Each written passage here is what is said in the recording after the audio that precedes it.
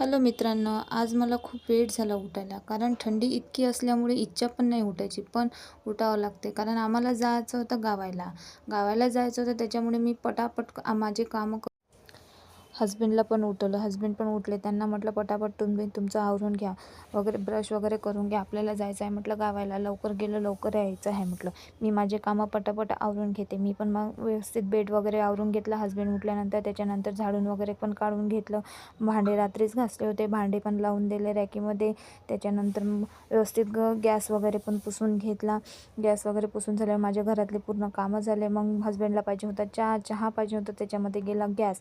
तर मग काय करायचं, तर मी ठेवलं माझ्यासाठी अंघोळीला पाणी. अंघोळीला पाणी ठेवल्यानंतर केली अंघोळ. अंघोळ केल्यानंतर गेलो मग आम्ही पटापट. मी तयारी केली, लोशन वगैरे लावलं आणि तयारी करून आम्ही निघालो गावाला जायसाठी.